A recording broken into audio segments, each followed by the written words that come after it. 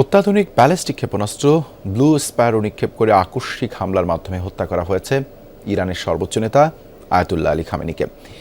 ইরাকের পশ্চিমের মরু এলাকায় মিলেছে এই মিসাইলের ধ্বংসাবশেষ। উৎক্ষেপণের পর মহাকাশ পর্যন্ত পৌঁছে দ্রুত গতিতে ফিরে এসে হামলা করতে পারে এই মিসাইল। নির্ভুল নিশানায় ধ্বংস করতে পারে 2000 কিলোমিটারের মধ্যে থাকা যে কোনো লক্ষ্যবস্তু। প্রতিরক্ষা বিশ্লেষক এবং গোয়েন্দা সংস্থাগুলোর গবেষণায় জানা গেছে F-15 ফাইটার জেট থেকে এই মিসাইল নিক্ষেপ করে খামেনির ভূগর্ভস্থ বাংকারে হামলা চালায় ইসরায়েল।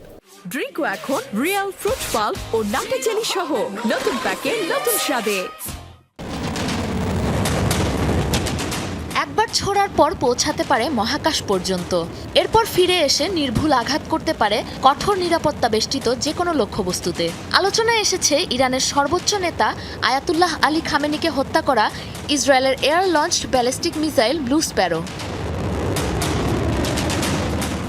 মার্কিন গোয়েন্দা সংস্থার তথ্যের বরাতে এই খবর নিশ্চিত করেছে চ্যানেল 12, জেরুজালেম পোস্টের মতো একাধিক ইসরায়েলি গণমাধ্যম। জানা গেছে ক্ষেপণাস্ত্রটি ব্যবহার করে আয়াতুল্লাহ আলী খামেনির ভূগর্ভস্থ বাংকারে আকস্মিক হামলা চালায় ইসরায়েল, যার ধ্বংসাবশেষ খুঁজে পাওয়া গেছে পশ্চিম ইরাকের মরু অঞ্চলে।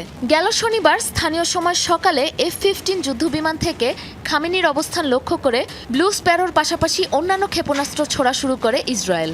নিখুঁত লক্ষ্যে 30টিরও বেশি হামলা চালানো হয় আয়াতুল্লাহ খামেনির কম্পাউন্ডে, যাতে মারাত্মক ক্ষতিগ্রস্ত হয় অন্তত 6টি ভবন। ঠিক তার পরদিন সকালে ছড়িয়ে পড়ে ইরানের সর্বোচ্চ নেতার মৃত্যুর খবর।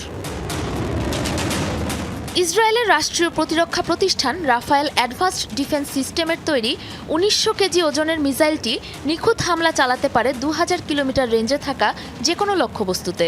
6.5 মিটার দীর্ঘ ও 1.9 টন ওজনের এই ক্ষেপণাস্ত্র প্রচণ্ড গতিতে উড্ডয়নের পর পরিবর্তন করতে পারে নিজের গতিপথ। বায়ুমণ্ডলের একেবারে উপরের স্তরে পৌঁছে দ্রুত গতিতে নিচে নামার সময় যেতে পারে যে কোনো দিকে। এমন অপ্রত্যাশিত ও দ্রুতগতির কারণে এই মিসাইলটি ঠেকানো প্রায় অসম্ভব। মূলত ইসরায়েলের আকাশ প্রতিরক্ষা ব্যবস্থা অ্যারো ডিফেন্স সিস্টেমের সক্ষমতা যাচাইয়ে পরীক্ষামূলকভাবে তৈরি করা হয়েছিল এই মিসাইল। 1991 সালে পারস্য উপসাগরীয় যুদ্ধে ইরাকের ব্যবহৃত স্কাড মিসাইলের আদলে তৈরি করা হয়েছে এই সিরিজের ব্ল্যাক, সিলভার ও ব্লু স্প্যারো 3 ধরনের ক্ষেপণাস্ত্র। সর্বোচ্চ নেতার ভূগর্ভস্থ আশ্রয় এতটাই গভীরে ছিল যে সেখানে পৌঁছাতে সময় লাগত কমপক্ষে 5 মিনিট। সেই বাংকারেই এই মিসাইলের নিখুঁত আঘাতে নিহত হন আয়াতুল্লাহ খামেনি। ধারণা করা হচ্ছে 2024 সালেও ইরানে হামলা চালানোর জন্য এই একই মিসাইল উৎক্ষেপণ করেছিল ইসরায়েল। ব্যাপক ওই অভিযানের পরও মিলেছিল এই মিসাইলের ধ্বংসাবশেষ।